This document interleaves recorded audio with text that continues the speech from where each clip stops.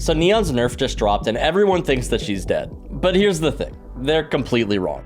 We're in one of the most interesting metas Valorant has ever seen. Stall agents are suddenly dominating matches, agents that everyone's been sleeping on quietly are carrying games, and some of the most popular picks right now, they're actually holding you back. In this video, we're going to be breaking down each agent in the Valorant agent tier list and showing you exactly where they stack up against the others. And trust me, some of these picks are going to surprise you. And if you feel like your aim just isn't cutting it recently, then have we got the treat for you. Over at SkillCapped, we recently published a brand new Calm Aim course that details how any one of you can develop Radiant level aim in just a few weeks. While most players just aim in whatever way feels most comfortable, it might surprise you to hear that there's actually a proper aiming technique that pros use to not only make themselves more consistent, but also to help them get more kills like this. In our course, we will teach you this proper aiming technique and even provide you with an aim training routine that you can use to instantly start improving your aim and climbing today. Unlike other routines, this is a simple, less than 15-minute exercise that you can do before you play that will do wonders for your aim. Not only that, but our site is literally backed by a rank improvement guarantee, so if you don't climb, you don't pay. If you're really looking to climb this act and want to actually start fragging out in your matches, be sure to check out our new Calm Aim course using that link below. And other than that, let's take a look at our duelists. Starting out with the recent changes to Neon because they're pretty significant. Neon just lost one of her slides, which is a huge deal. Her sliding accuracy has also been changed and is now crouching accurate instead of fully accurate. Now, if you've actually loaded into the game to test these changes, it's actually not as bad as people are making it out to be. A lot of people believe that this would completely gut the agent, but here's the thing, having just one slide is still incredibly strong. That sliding accuracy, even though it's been reduced to crouching accuracy, is still very powerful. And here's something that a lot of people seem to forget. She could actually get a second slide by activating her ultimate still. To put this into perspective, before these changes, she could actually slide 3 times. This was pretty insane when you think about the distance that you could actually cover with these. So while these nerfs are significant, they're not destroying the agent by any means. She's not going to be S tier anymore, but she's definitely still A tier and absolutely worth playing. Next up, we'll talk about Phoenix, and he's in a really interesting spot right now. Phoenix falls into what we call the brawler category of duelists. Unlike movement duelists like Neon, brawlers make up for their lack of movement with a pure fighting power advantage. Phoenix just got these recent buffs where he now heals when running through his wall or a molly. This change is actually huge because before you had to just stand in your molly or wall to heal. It was super annoying because you'd end up using both your wall and your heal just to get back to full health. You were basically using half of your kit just to heal yourself, which felt terrible. Now you could throw down these abilities and still get normal value out of them while just touching them for the heal. On top of that, his wall can now be used through walls, which is massive. This makes it a little bit less risky to step out and wall for your team.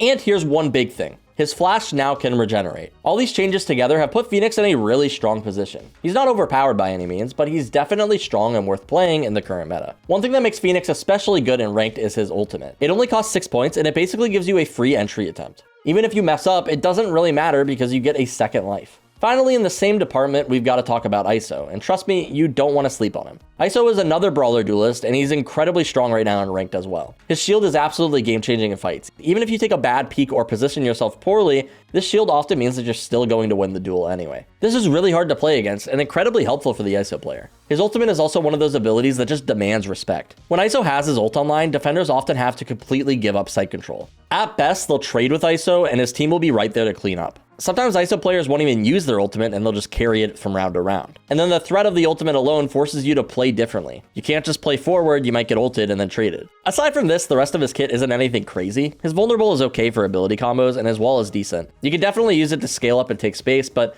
honestly, his wall and his shield are so powerful that they make him worth playing alone regardless. ISO is oftentimes compared with Reyna, and we're definitely leaning more towards ISO in these situations a lot more. His ability to just take bad fights and still win them thanks to his shield is just too valuable in ranked play, and because trades come a bit slower, we feel like he's just a tad bit stronger than Reyna. One thing we will say about ISO is that his undercut actually combos super well with a lot of different agent utilities such as Raze's paint shells or even things like Sova's ultimate. Speaking of which, that's exactly who we're going to talk about next. Sova has been S tier since the game's release, and there's a really good reason for that. The information that Sova provides is literally unmatched. His recon dart and drone combo is just incredibly powerful, and being able to shoot people through walls is just actually insane. His dart can fire across the entire map, making him incredibly versatile. But here's something that people don't really talk about enough. Sova is amazing at stalling pushes. If enemies push through a smoke and you dart above them, they're going to get tagged through walls. You can just spam them through the smokes as they're trying to push in, which makes Sova incredibly difficult to deal with in matchmaking. Compare this to another initiator like Skye, where sometimes they just don't have that same stall potential. But with Sova, that dart tag means that you're probably getting spammed through the smoke. Here's another thing that makes Sova special. He can play solo really effectively. You don't always need to be right next to your duelist. You can use your utility for yourself while still being incredibly supportive. He's not like Breach where you really need to be coordinating with your team. With Breach, you kind of need to be supporting your Duelist to get maximum value. Sure, people will say I could totally flash for myself as Breach, which is true. But here's the thing. If you're going to be flashing for yourself, you might as well just be playing Phoenix. Breach's stun has a long range because you're meant to use it from far away. You're supposed to be stunning these high value angles for your teammates to capitalize on. And that just doesn't work as well in matchmaking when your teammates aren't coordinating. That's why you'll always see Sova way higher on these tier lists than Breach. Next up, let's talk about Gekko, and he's in an interesting spot right now. Gekko's definitely not in our S tier, but he's still bringing solid value. He's actually losing a little bit of effectiveness as people get used to playing against him. His flash isn't particularly hard to shoot as it only takes one bullet, and the hitbox can be pretty big, so players can just snap up and shoot it pretty easily nowadays. You do get a bit of info when they shoot it, which is nice, but it's not quite as good. But what really makes Gekko shine is his wingman ability. Wingman is incredible for planting the spike. While it's not as strong as a drone for clearing corners, it does have a pretty large spotting radius, and it's especially good for clearing out smokes and getting those crucial plants down. But if we're talking about info gathering, it's never going to be as good as a Sova dart or drone. This can make him a bit underwhelming as a solo initiator, and that's particularly relevant in matchmaking where you're oftentimes running 2 duelists anyway. But don't count Gekko out, he is still good. He works really well in combination with Sova or another flash initiator. Speaking of agents that people underestimate though, we need to talk about Fade. Fade is one of those agents that flies completely under the radar. A lot of people really sleep on her potential. Every time we mention Fade, the comments are always saying, really? Fade? But here's the reality. Her utility can get an insane amount of value. Her prowlers clear a massive amount of area, and you get 2 of them. If you're looking to scale up their areas like B-Long, Hookah, or U-Haul, her prowler just clears it out completely. And you can curve these prowlers around corners, which is also super nice, and something that Wingman isn't really super good at. Her haunt is basically like a Sova dart, but with instant information. While it may be a little bit easier to shoot than a Sova dart, it does give that info immediately. It doesn't have that pulse effect that a Sova dart does that allows you to kind of dodge it. But if you can throw a good haunt when enemies are pushing in, you can get that same wallbang opportunity as Sova can. On top of this, her Seize is incredibly valuable if you know how to use it. When used correctly, it can basically instantly kill people. Finally, her ultimate is another game changer for taking sites. It's incredibly difficult to defend a site when you're hit by Nightfall. You just can't hear anything, and it's a nightmare. If you don't believe us though, the stats are actually backing this up right now. As far as initiators are concerned, Fade is performing pretty decently well right now. We're not saying she's broken or anything, she's just really strong in the current meta. That's why we're putting her solidly in the A tier. Don't sleep on Fade, she's bringing way more to the table than people realize. Now let's talk about something really interesting happening in the Sentinel meta right now. Riot has been slowly defining different types of Sentinels over the past few months. Just like we have Brawler Duelists and Movement Duelists, Sentinels are getting their own category. And right now we're seeing Stall Sentinels absolutely dominating the meta. We're also watching agents like Cypher get nerfed. Right now, Vyse, Sage, and Deadlock are absolutely thriving in this meta. They were already strong, and now they're even receiving buffs. All 3 of these agents can basically stop a push in its tracks, and this is especially powerful on maps like Split and Bind in the current map pool. These agents are absolutely incredible at locking down areas of the map, and if you're not at least trying these agents right now, you're really missing out. Now, there is one downside to playing agents like Vyse or Sage. You don't have that flank guard info that Sentinels provide. But here's the thing, you could still use your wall to block off choke points. Vyse can also use her wall as a sort of tripwire if needed, which is super nice.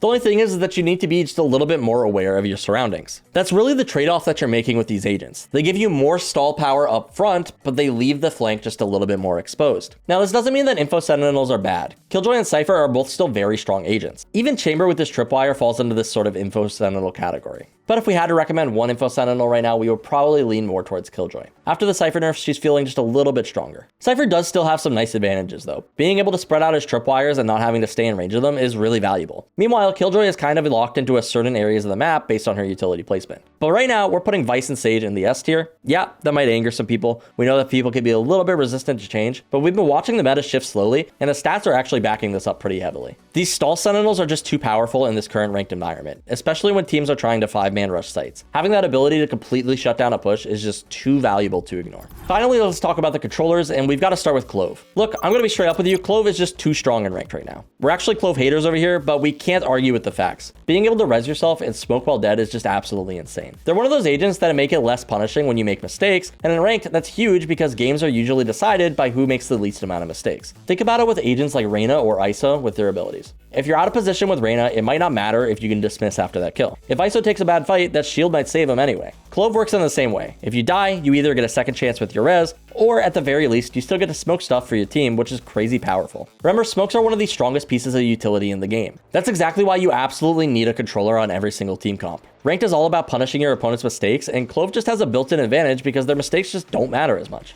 Now, if you're talking pro play, Clove probably isn't the best pick. You probably want to run more of Omen or Astra. But in ranked, Clove is just too powerful to ignore. Next up, we got Brimstone. We actually lean more towards Brimstone over Omen right now. Why? Because he's just stupid easy to play. You don't really need to be super strategic with your utility. You just drop smokes and go in. Use your ultimate to maybe get a kill or for post plant. And his molly is just, well, I mean, it's a molly. It's really easy to use. You can block off a choke point. You can use it for post plant to clutch out a round. To be honest, after these Omen one-way nerfs, Brimstone is just feeling really solid. Speaking of Omen, let's talk about where he sits right now. After these one-way smoke nerfs, a lot of the people are wondering about him. Here's the thing. People weren't really getting much value out of Omen's kit anyway. His biggest strengths were his blind, which is very powerful if used correctly, and his smokes can be used across the map, which is really nice. Astra is actually the only other controller who can smoke from anywhere on the map. This means that you should be using these smokes for lurking. You should be splitting off from your team while still providing utility. But in ranked, this doesn't really happen. People love to 5-man push and they don't really split up, which means that you can use your blind for your team, but after that, it doesn't really matter that you're playing Omen. The rounds are just a lot faster than they are in pro play, and you don't really take advantage of those refreshing smokes nearly as much. So you're not really getting value out of the refreshing smokes. His blind is oftentimes getting wasted, and sure, his TPs are pretty good for taking space, but oftentimes people are probably just getting themselves killed with them anyway. We'd probably just say play Clove instead. That way you get the freedom to resurrect yourself, you can smoke after you die, and you'll always be valuable to your team.